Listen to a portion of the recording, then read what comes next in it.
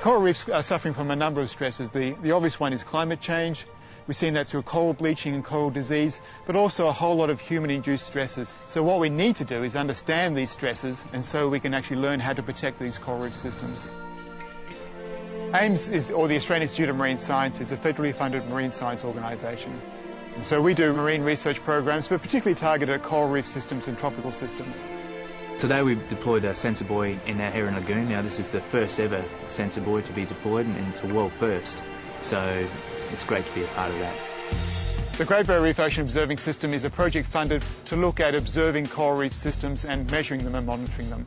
That is, we're taking the temperature of the reef or the pulse of the reef. The project needs to be able to get data back from remote areas. The reefs are not near any infrastructure, and so we need to be able to get data back from these areas.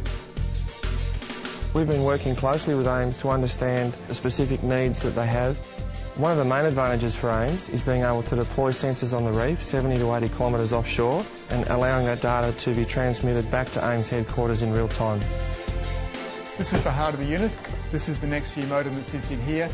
These are temperature sensors, and we deploy these to measure the temperature of the water. We put a whole series of these at different depths so we can tell what's happening. We put this inside the buoy, we deploy the buoy, and off we go. Very, very simple. Putting these sensors in the water is vital.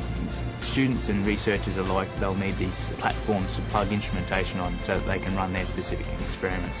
Now, they can't retrieve this data without these platforms being in place, and without NextG technology, it just wouldn't be possible and it wouldn't be a viable operation.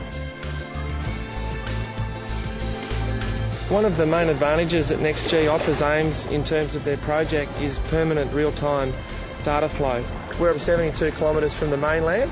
AIMS are using NextG SIM cards deployed in the sensors, supported by some high-gain aerial equipment to transmit back into the IP WAN network so the data reaches Cape Ferguson in real time. NextG provides almost amazing coverage into areas that we never thought we could get to before. We're hoping to get more than 100 kilometres offshore, which is absolutely unique. Yes, it's a huge advantage for us to be able to gather all that information in real time and to be able to collect that back at base at AIMS and then distribute it to others around the world.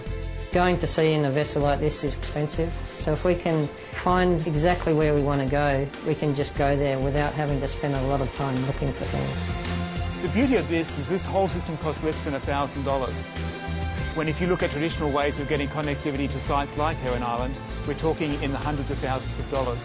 So we have a pre-packaged system that we can take anywhere with NextG coverage and get our connectivity, and that's pretty special. Telstra have been fantastic to work with because they can give us end-to-end solutions. We have NextG connectivity, we have back-end security solutions, we have private networks. So the Telstra NextG solution provides something that is cost-effective, great speed, good coverage, and it's secure. What more could you ask for? It's not an exaggeration to say that without these real-time data technologies that NextG provides, this project really wouldn't be feasible.